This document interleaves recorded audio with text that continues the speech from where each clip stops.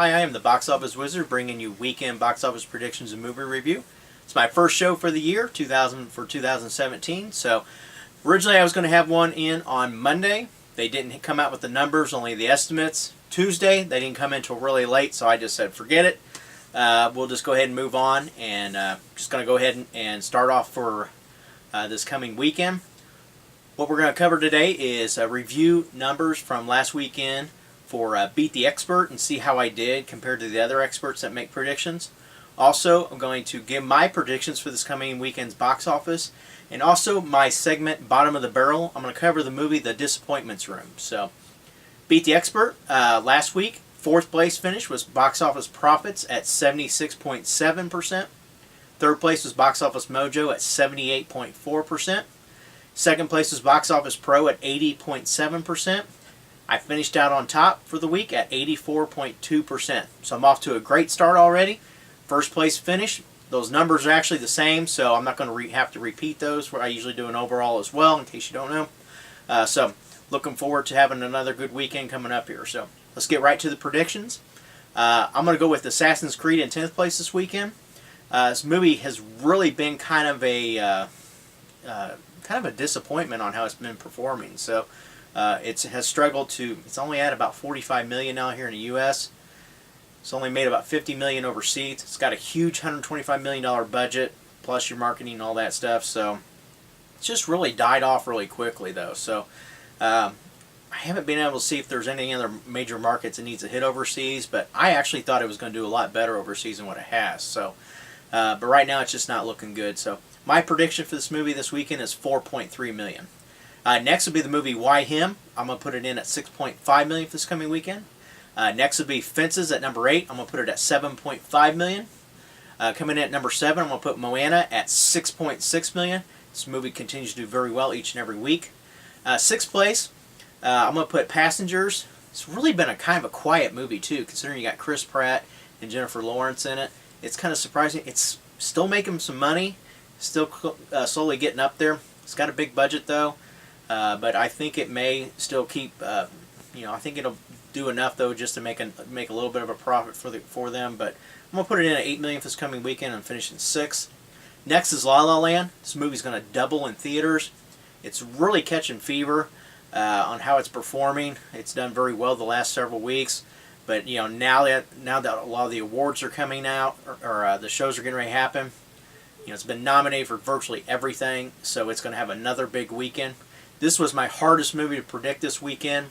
I'm going to put it in at 11.2 million, but it may even do a little bit more than that. So, fourth place movie I've been looking forward to seeing come out is Underworld Blood Wars.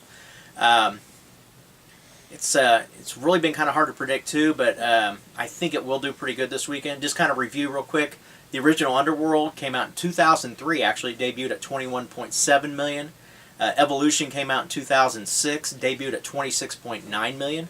Rise of the Lycans came in at 20.8 million in 2009, and Awakening came in at 25.3 million in 2012. Most of these movies, though, have made roughly around 90 to 100 million, except for the last one actually made 160 million worldwide. So those are the kind of numbers that they're actually wanting. The studio actually cut the budget for this in half from the last movie. It's only a $35 million budget, so they're really not expecting a whole lot domestically. They're only giving an estimate of I saw 12 to 15 million is what is the numbers I was seeing. I actually think this movie will do a little bit better than that.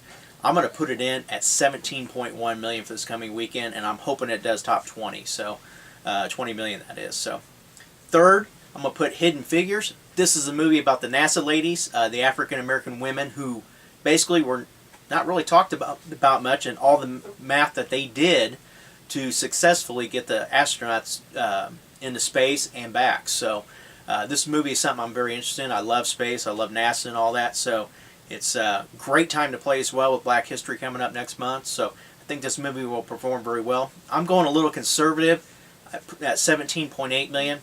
Don't be surprised to see this movie go in the low 20s though. So second place, I'm going to put Sing.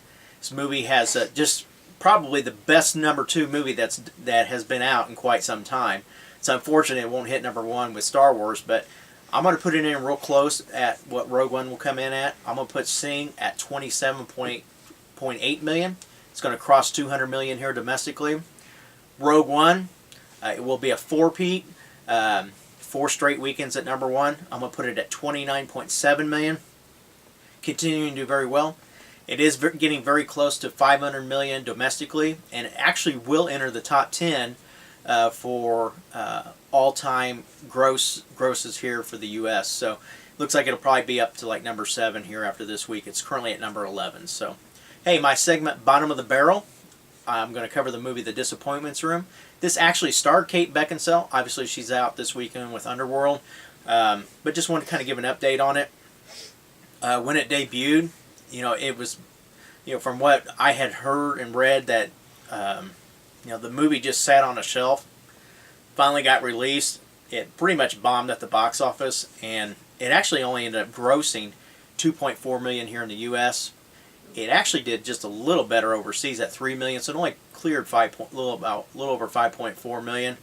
It's just one of those movies that just, it looked great in the trailers, and most of the reviews on it have just not been good. But when you have a movie like this that should have probably been released when it was first done, but there was bankruptcies and all that kind of stuff that happened, so it just kind of kept getting shelved. And it was even written by Wentworth Miller, which I did not know until I did some research on it. So, but it's sad to see a movie like this how it performed. They lost over $10 million as well. But the other part that I didn't know when I was reviewing for this Bottom of the Barrel too was that this movie, in its 3rd week of release, it actually dropped. It was 97.4% of its theaters by the 3rd weekend. And this actually broke the record for the most percentage-wise drop for any movie. It actually beat out the movie Giggly or Jiggly. I don't remember how you say it. If you remember this movie, it starred Ben Affleck and Jennifer Lopez, and it was just a disaster in the making. So it's unfortunate for this movie. Actually, though, it is out on DVD already, though. It came out in September, I think it was, and then it was gone after 4 weekends. So, but it is out on DVD. Pick it up at Amazon. I saw $15. Didn't see it on Blu-ray though. Didn't see any listing for it on Blu-ray, but it was on DVD. So if it's something you're interested in, check it out. It's one I'm going to pick up. Not sure if I want to pay $15 or not, but I'll keep an eye on it, see if it gets down below 10 or not. So hey, that's it for today's show. Thanks for tuning in. Get your predictions in. Put those in the comments below, and I'll be back on Monday giving you predictions you can count on. They're better than the weatherman. Take care.